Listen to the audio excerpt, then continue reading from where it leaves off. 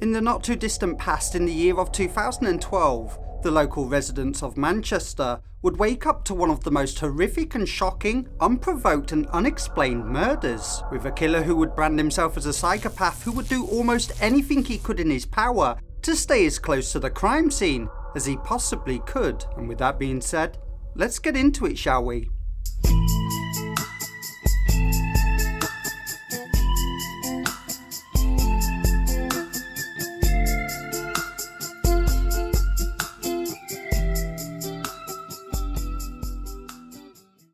Good morning, good afternoon, and good evening. Wherever you may be in the world right now, hello, my name's Lloyd, and you're watching When Evil Follows.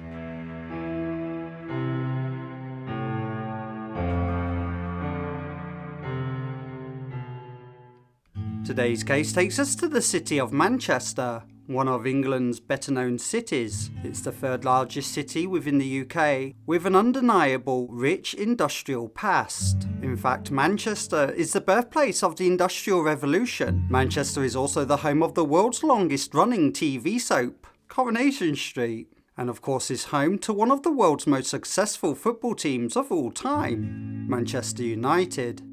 Anuj Bidve was born on the 18th of July in the year of 1988 in Pune, India. His upbringing was stable, calm and happy, and he lived with his mum and dad and younger sister. All in all, the family setting was a much loved and happy one. Now Anuj was incredibly smart. He was a bright student all the way throughout his schooling, achieving the highest grades in all subjects taken.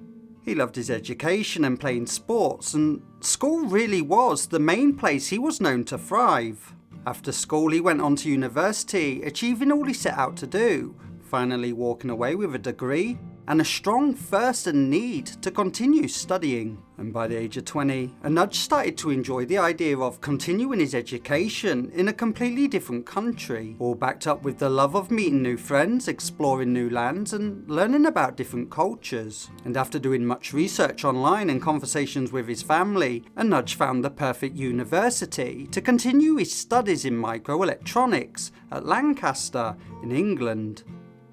And sure enough, he said goodbye to his family and moved to England. He enrolled into the university and everything was going swell. He made many more friends and he got on with everybody, and his tutors admired him academically and his new friends loved him. His life really couldn't be any better, and Anuj, he was on top of his game.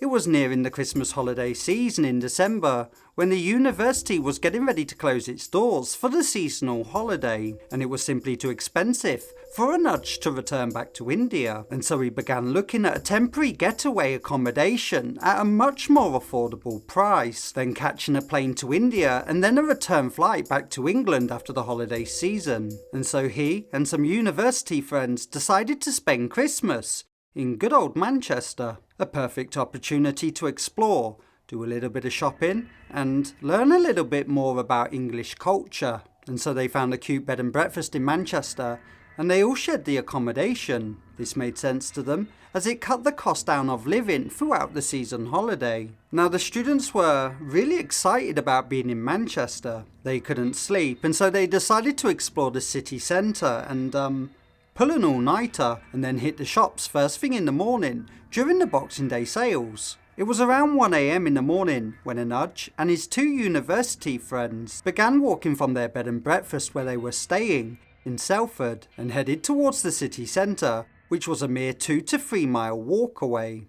Now because they didn't know the area at all, Anuj and his friends had their phones out in their hands and they were following the directions using Google Maps. You know, they were walking around like, do we go this way? No, we go this way. Look, it says go this way. They were doing a lot of that. There was a lot of that going on. Following the directions, they made it onto Oddsall Lane in Oddsall, when all of a sudden the group noticed two males walking towards them on the other side of the road. The group of university students, they didn't pay any attention to these two males walking on the other side of the road at all. However, when they walked level with them, one of the males crossed the road directly towards Anuj and his friends. And that's when the group of university students were now forced to pay attention to this dark imposing figure walking directly across the road towards them. And almost immediately, the group could sense this stranger, this man, was angry and aggressive looking, eyeballing the students as if he was looking to start an altercation of some sort. This strange imposing figure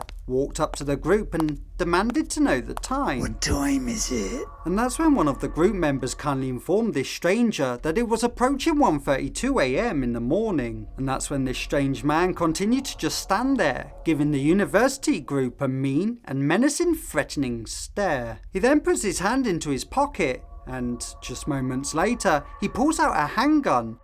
And before the group can even begin to understand or process what's going on, this guy's raised the gun towards Anuj and then shoots him at point blank range in the head. And as Anuj is falling to the ground, the shooter shouts out "Run!" to his friend, and the pair take off as quick as they can, running down the street, leaving Anuj laying on the ground and choking out in his own pools of blood, with his friends completely shocked and absolutely paralysed in pure fear. An ambulance was quickly rang and Anuj was immediately taken to hospital. However, Anuj was sadly pronounced as dead upon arrival. A truly horrific and callous act of extreme violence that was completely unprovoked. He was just 23 years old, and this man had taken away his life in the blink of an eye and without any explanation or reason. And given the nature of this attack, no explanation could remotely explain away this killing as okay or necessary. It was just a sickening and disturbing act. It really was. The police came down to the hospital with lots of questions that they needed to ask Anuj's friends in order to get as many details of this killer as possible. But because this attack was so random and happened so quickly, Anuj's friends really struggled to give the police all the details and information that they needed to know. Although they did manage to give the police a description of the killer and his friend. They told the police that the killer was a white male, short in stature, with a slight build, between the ages of 20 and 25 years old, who was wearing a grey shirt, and that his friend who stayed on the other side of the road was a little taller in appearance, wearing a black jacket. And that was about it. That was literally all they could give the police. Now, the news of this murder began to spread into the local public that same morning. However, the police really wanted to keep what little information they did have private. They really didn't want to release any information into the general public just yet. For an example, let's just say the killer was wearing blue jeans. He had blue jeans on, and that information got out to the general public. The killer would then possibly destroy those jeans, and no doubt destroying all the evidence and DNA and whatever else is attached to them during the process. And so detectives working this case, they really didn't want to risk losing any of the evidence or the killer's clothing. But just 24 hours later, the local media had already started to become a huge problem in this case by posting details of the case with the hypothesis that this was a racially motivated attack, when in reality the police had no idea about this case, and there was nothing confirmed by the police to the media at this point. And the detectives still working the case behind the scenes were still trying to piece everything together. And so there was just no way that anyone from the media should be claiming that this is a racial attack. You stupid media. Stupid media. No, but seriously, the media at this time had absolutely no evidence, no concrete proof that this was racially motivated. Only the race involved, and even Anuj's friends didn't believe that this was a racially aggravated attack. And so yeah, the media could have potentially really damaged this very serious and violent case.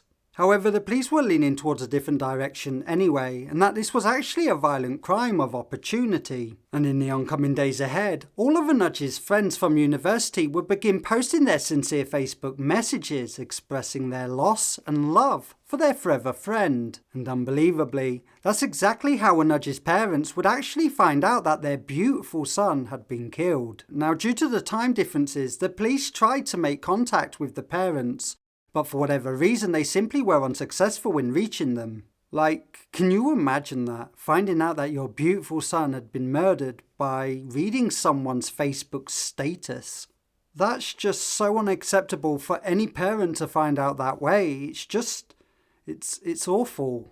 Although to be fair to the police, they were working exceptionally hard behind the scenes in trying to solve this murder, and they really were pulling out all the stops. They'd collected more than 350 hours of public CCTV footage taken from in and around the area. A large team of police officers were also assigned to the case, going from door to door, asking the local residents if they knew any trivial or important information related to the murder, or if they saw anything suspicious that night when the shooting took place. The police forensics were also busy carrying out a full autopsy, and after the bullet was pulled from the body, the forensic team could then turn their attention to ballistic testing. Ballistic testing means that the police can learn exactly what kind of gun was being used, analysing each and every individual marking on the bullet, potentially leading to further clues. The police forensic team were also testing Anuj's clothing for possible DNA contamination and gun residue. And yeah, after all the evidence was collected and all the data was gathered,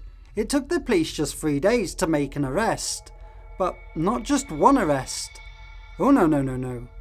The police actually made 5. Yeah, they had 5 different suspects in police custody, all matching the same description as what was given to the police on the night of the killing. Now these suspects were all aged between 16 and 20 years old, and all of them came with an extremely difficult and long-standing criminal history. And so all 5 suspects were put through a very intense interrogation process, and on the 31st of December, New Year's Eve, and just 5 days after Anuj was murdered, 4 of the suspects were released from police custody, all except one. 20-year-old Kiaran Stapleton, a local lad who lived on the Orshall estate and very close to where Anuj was killed. The Orshall estate, it's a bit of a dump yard, and I'm not going to lie about it. It's a council estate that's just west of the city centre, known for its rowdy neighbours, street fighting, car theft, violence, drug dealing, muggings, prostitution and other really crappy unlawful activities. Not really one of the best and safest places to be walking around with your friends late at night. And Kiaran Stapleton matched the description that all of Anuj's friends gave the police of the shooter. And not only that, but he and another white male was found on CCTV camera footage in and around the area moments before and after Anuj was killed. Now I just want to say at this moment in time that the murder was not captured on CCTV, as there was no street cameras installed on that particular part of the street, but there were cameras elsewhere, in and around that area, and so the police asked Kiaran of his whereabouts on that night, and he would respond back with no comment, only heightening police suspicion further. Somebody walks across the road to a group of innocent students, walked up to one of them, put a gun to their head and shot them. Was that you? No comment. So you're not saying it wasn't? No comment. Because if it wasn't you, and you've got an alibi, you weren't there, you were somewhere else, tell me, right? And I'll go and get that checked. No comment.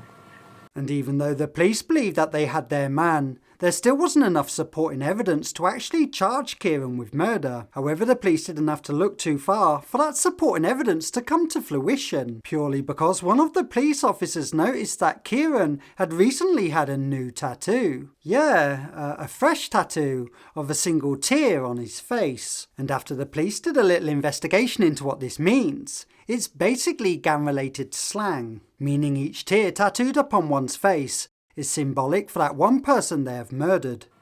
Teardrop tattoo is of significance. And hey, what do you know? Kiaran's got his first kill count tattoo, and just days after Anuj was murdered. Now let's be honest here, it wasn't looking very good for Kiaran at this moment in time. Although things were about to get a whole lot worse when the police discovered something really strange and creepy. Yeah, just 3 days after the murder, Kiaran had been living in a hotel, but not just any hotel. Oh, no. A hotel that quite literally overlooked the murder scene and also overlooked the entire external investigation that was going on outside down below. And that's as sick and as creepy as it gets, for a killer to just check into a hotel room, knowing that he will be able to overlook all the havoc and devastation that he's caused. It's just sick. He wanted to get as close to the action as he could possibly get, and whilst at the same time totally enjoying every single minute of it. And now the police are fully armed with as much evidence as one could possibly carry or imagine.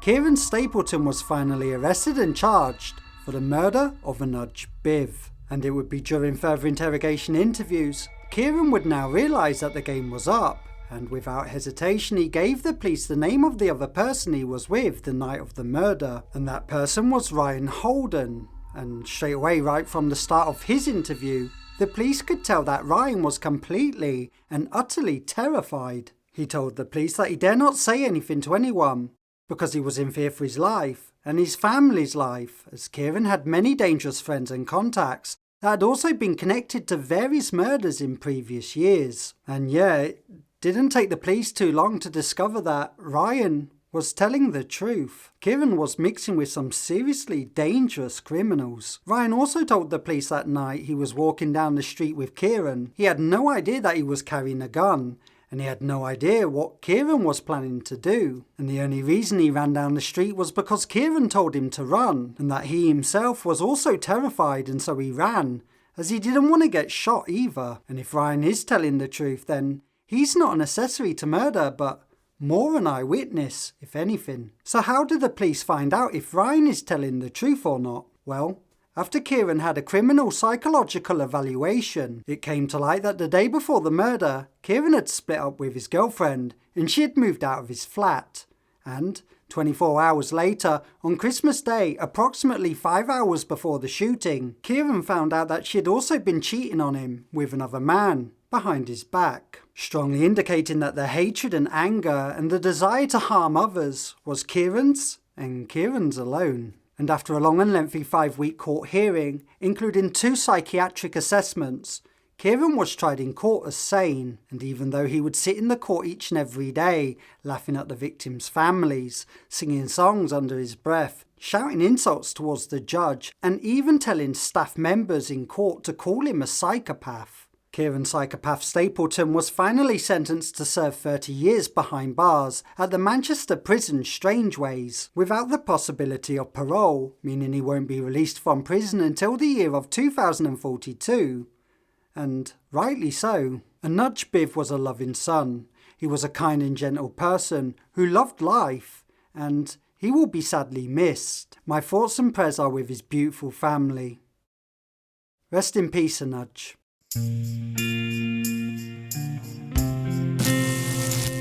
Hello there, and if you've enjoyed this case, then please go ahead and hit the like button and subscribe to the channel if you haven't already, and don't forget to ring the bell. That way you'll get notifications each and every time we upload a cool and interesting video similar to this one. So what do you think to this case? Did justice prevail? 30 years? And what do you think about Ryan? Was he an accessory?